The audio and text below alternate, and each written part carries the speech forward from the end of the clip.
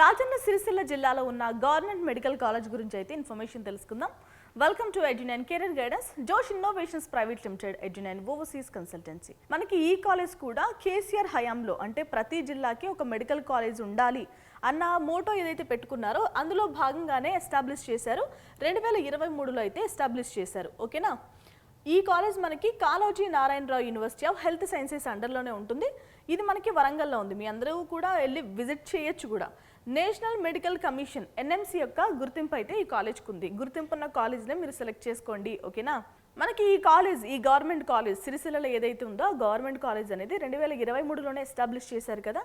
So దాని పనితీరు ఎలా ఉంది, అసలు ఎలా జరుగుతుంది, క్లాసెస్ ఎలా జరుగుతున్నాయి, ప్రాక్టికల్స్ ఎలా ఉన్నాయి, ఇవన్నీ కూడా సూపర్వైజ్ చేయడానికి TSMS-IDC యొక్క సూపర్విజన్ అయితే కాలేజ్కి ఉంది. ఓకేనా. మనం కాలేజ్ యొక్క ఎగ్జాక్ట్ లొకేషన్ గురించి మాట్లాడుకుందాం. రాజన్న సిరిసిల్ల జిల్లాలో అయితే ఉందండి. మనకి 25 ఎకరాల విస్తీర్ణంలో అయితే క్యాంపస్ ఉంది. అకాడమిక్ బ్లాక్స్ ఉన్నాయి, హాస్పిటల్ ఉంది, హాస్టల్స్ కూడా ఉన్నాయి ఆన్ క్యాంపసే. ఇక ఫస్ట్ MBBS కోర్స్ స్టార్ట్ చేసినప్పుడు ఈ కాలేజ్లో ఇంటేక్ ఎంత ఉందంటే 100 సీట్ల ఇంటేక్ అయితే ఉంది.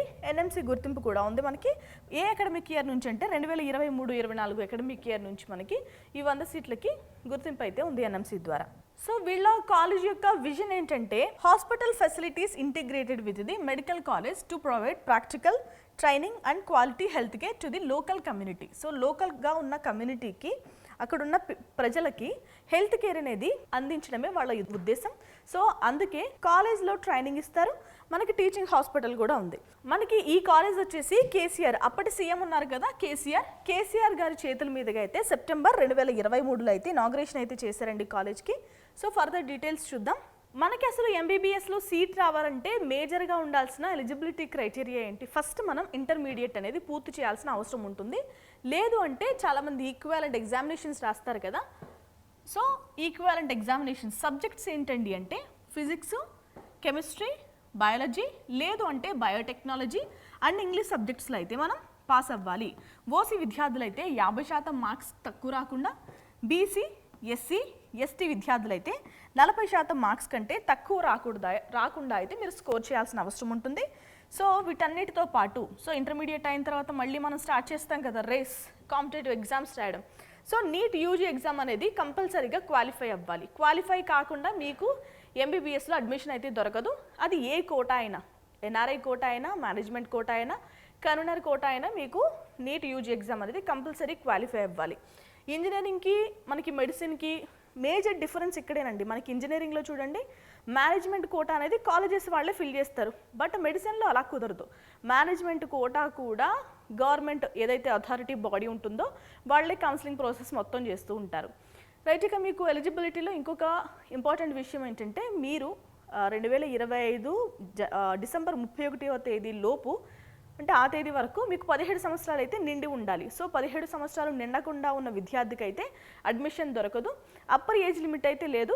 మనకి క్యాస్ట్ వారీగా కూడా చాలా మినహాయింపులు అయితే ఉన్నాయి ఏజ్కి. రైట్. ఇక మనకి 5.5 సంవత్సరాల కోర్సులో మనం 4.5 సంవత్సరాల కోర్సు చేత 1 సంవత్సరం మస్ట్ అండ్ షుడ్గా చేయాల్సిన ఇంటర్న్షిప్ అనేది చేస్తాం. ఈ 5.5 సంవత్సరాలు మీరు చదివితేనే మీరు డాక్టర్ అయినట్టు. ఓకేనా.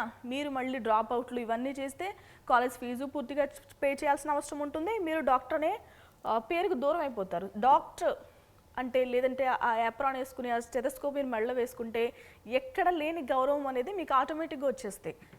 రైట్. ఇక మనం మాట్లాడుకుంటున్న సిరిసిల్ల కాలేజ్లో టోటల్ ఇంటేక్ ఎంత? 100 సీట్లు. ఈ 100 సీట్లను మన గవర్నమెంట్ కాలేజ్ కాబట్టి, అంటే కొన్ని గవర్నమెంట్ కాలేజెస్లో మేనేజ్మెంట్ కోటా కూడా ఉంటుంది ఏపీలో, బట్ ఇక్కడ మనకు తెలంగాణలో అలా లేదు. సో మనం మాట్లాడుకుంటుంది గవర్నమెంట్ మెడికల్ కాలేజ్ కాబట్టి 2 కోటాస్ ఉంటాయి. ఒకటి AIQ కోటా, ఇంకొకటి స్టేట్ కోటా. స్టేట్ కోటాకు వచ్చేసి 85% సీట్స్ అనేవి అలొకేట్ చేస్తారు. మొత్తం స్టేట్ కోటాకు సంబంధించి కౌన్సిలింగ్ ఫస్ట్ రౌండ్ నుంచి చివరి రౌండ్ వరకు కూడా Kaloji Narayana Rao university of health sciences వాళ్ళే చేస్తారు. అటు ఏపీ గురించి మాట్లాడాలంటే doctor NTR university of health sciences వాళ్ళైతే చూసుకుంటారు. సో మనకి యాక్చువల్గా 2014 కంటే ముందు NTR వాళ్ళే చూసుకునే వాళ్ళు. బైఫర్కేషన్ జరిగిన తర్వాత కాళోజీ నారాయణరావు వాళ్ళైతే చూసుకుంటున్నారు. రైట్. ఇక AIQ కోటా విషయానికి వస్తే 15% సీట్లు అనేవి రిజర్వ్ చేసి పెడతారు. టోటల్ ఇంటేక్ 100 సీట్లు కాబట్టి కన్వీనర్ కోటా 85% అంటే 85 సీట్లు, ఆల్ ఇండియా కోటా 15% అంటే 15 సీట్లు. ఈ 15 సీట్లలో మనం దేశంలో ఉన్న ఎక్కడ విద్యార్థినైనా చూడొచ్చు మనం ఈ తెలంగాణ సిరిసిల్ల మెడికల్ కాలేజ్లో. సో వాళ్ళకి సీట్ వస్తాయి. రైట్, ఇక వేరే డీటెయిల్స్ మాట్లాడుకుందాం. ఫీజెస్ గురించి మాట్లాడుకుందామండి. సో రాజన్న సిరిసిల్ల జిల్లాలో ఉన్న గవర్నమెంట్ మెడికల్ కాలేజ్లో చదవాలి అంటే మనకి ఎంతెంత ఫీజు అవుతుందో చూద్దాం. ట్యూషన్ ఫీజు వచ్చేసి 10,000 రూపాయలు, సిడిఎస్ ఫీజు వచ్చేసి 5,000, ఈ లైబ్రరీ ఫీజు మనం ఇది ప్రతి సంవత్సరం పే చేయాలి 2,000 రూపాయలు, central store fees 2,000, library fees 2,000, ఇది కూడా మనం ప్రతి సంవత్సరం పే చేయాలి. Caution deposit 3,000, academic development fund వచ్చేసి 3,000, ఎస్సీ ఎస్టీ విద్యార్థులు మాత్రం 1,000 రూపాయలే పే చేయాలి. నాన్ గవర్నమెంట్ ఫండ్ వచ్చేసి 2,000. సో ఒక బీసీ లేదు అంటే ఓసీ విద్యార్థికి అయితే 29,000 రూపాయలు ఖర్చు అవుతుంది, ఎస్సీ ఎస్టీ విద్యార్థికి అయితే 27,000 రూపాయలు అయితే ఖర్చు అవుతుంది. ఓకేనా, మనం ట్యూషన్ ఫీజు కూడా ఎవ్రీ ఇయర్ అయితే పే చేయాలి. Okay, clear. మనకి ఏఐక్యూ కూడా ఉంటుంది కదా, ఏఐక్యూ కోటా వాళ్ళు ఏంటంటే యూనివర్సిటీ ఫీజు అనేది ఎక్స్ట్రా పే చేయాలి ఈ ఫీజెస్తో పాటు. మనం ఇక హాస్టల్ ఫెసిలిటీ గురించి మాట్లాడుకుందాం. రాజన్న సిరిసిల్ల జిల్లాలో ఉన్న గవర్నమెంట్ మెడికల్ కాలేజ్లో చదవాలి అంటే మనకి హాస్టల్స్ ఉన్నాయా అంటే సెపరేట్ హాస్టల్స్ అయితే ఉన్నాయి అబ్బాయిలకి అమ్మాయిలకి. Integrated with in the modern campus infrastructure allowing easy access to academic blocks, recreational halls, అలాగే ఎసెన్షియల్ ఫెసిలిటీస్. సో ఇవైతే వాళ్ళు ప్రొవైడ్ చేస్తున్నారు. ఇక ఫీజెస్ ఎలా ఉంటాయో చూద్దాం. ఇక రాజన్న సిరిసిల్ల జిల్లాలో ఉన్న మెడికల్ కాలేజ్, గవర్నమెంట్ మెడికల్ కాలేజ్లో చదువుకోవాలి అంటే ఎంతెంత ఫీజెస్ అవుతుంది హాస్టల్కి చెక్ చేద్దాం. నాన్ రిఫండబుల్ అకాడమిక్ ఫీజు వచ్చేసి 5,000, రిఫండబుల్ కాషన్ డిపాజిట్ వచ్చేసి 5,000, అలాగే రెంట్ వచ్చేసి ప్రతి నెల 1,000 రూపాయలు పే చేయాలి, సంవత్సరానికి 12,000 అవుతుంది. ఇక హాస్టల్ అప్లికేషన్ ఫీజు వచ్చేసి 1,000 రూపాయలు. సో టోటల్ ఎంత అవుతుంది ఫీజు? 23,000 రూపాయలు అయితే మనకి ఫీజు అయితే ఖర్చు అవుతుంది. ఈ 5,000 రూపాయలు కాషన్ డిపాజిట్ ఏదైతే ఉందో అది మనకి రిటర్న్ ఇస్తారు. సో ఇదండి government medical college Rajanna Sircilla జిల్లాలో ఉంది కదా, దానికి సంబంధించిన బ్రీఫ్ ఇన్ఫర్మేషన్. అసలు ఈ కాలేజ్లో మనం చదవాలంటే మనకి నీట్ ఎగ్జామ్ కంపల్సరీ కదా. సో నీట్ ఎగ్జామ్లో ఎంత ర్యాంక్ రావాలి ఇప్పుడు చూద్దాం.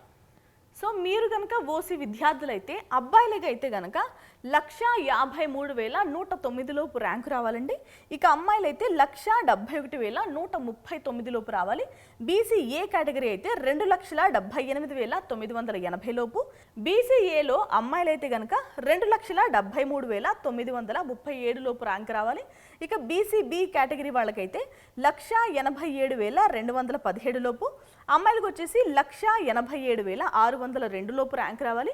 ఇక బీసీ డి విద్యార్థులకైతే 1,76,605 లోపు, ఇంకా అమ్మాయిలకు వచ్చేసి 1,79,622 లోపు ర్యాంక్ రావాలి. ఇక బీసీఈ కేటగిరీ వాళ్ళకైతే 1,94,014 లోపు, అమ్మాయిలకు వచ్చేసి 2,04,742 లోపు ర్యాంకు రావాలి. ఇక ఈడబ్ల్యూఎస్ కేటగిరీ వాళ్ళకైతే 1,48,503 లోపు అబ్బాయిలకి, 1,74,218 లోపు అమ్మాయిలకి ర్యాంక్ రావాలి. ఇక ఎస్సీ విద్యార్థులకైతే 2,50,312 లోపు అబ్బాయిలకి, 2,67,422 లోపు అమ్మాయిలకి ర్యాంక్ రావాలి. ఇక ఎస్టీ విద్యార్థులకైతే 2,53,472 లోపు అబ్బాయిలకి ర్యాంక్ రావాలండి. 2,53,364 లోపు అయితే అమ్మాయిలకి ర్యాంక్ రావాలి. నేను చెప్పినవన్నీ కూడా సెకండ్ ఫేజ్ యొక్క క్లోజింగ్ ర్యాంక్స్ 2024కు సంబంధించి. ఓకేనా, ఈ డేటా ఆధారంగా మీరు ఎస్టిమేట్ చేసుకునే ప్రయత్నం చేయండి. ఈ ర్యాంక్స్ లోపు కనుక మీ క్యాస్ట్ ఆధారంగా మీకు ర్యాంక్స్ వస్తే మీరు రాజన్న సిరిసిల్ల జిల్లాలో అడ్మిషన్ పొందడానికి అర్హులన్నమాట. ఓకేనా, మీకు ఎడ్యుకేషన్కి సంబంధించి ఎలాంటి డౌట్స్ ఉన్నా ఎడ్యునైన్ కెరీర్ గైడెన్స్ని అయితే సంప్రదించండి. Thanks for watching. ఈ వీడియోని నీట్ ఎగ్జామ్ రాసి కౌన్సిలింగ్లో పార్టిసిపేట్ చేస్తూ ఇలాంటి కాలేజెస్ని సెలెక్ట్ చేసుకోవాలి అని తెలియక సతమతమవుతున్న విద్యార్థులకైతే పంపించండి. ఎందుకంటే మన ఛానల్లో అటు ఏపీ, ఇటు తెలంగాణ, అటు గవర్నమెంట్, ఇటు ప్రైవేట్, సో అన్ని కాలేజెస్ గురించి బ్రీఫ్ ఇన్ఫర్మేషన్ అయితే అవైలబుల్గా ఉంటుంది. ఓకే, మర్చిపోవద్దు.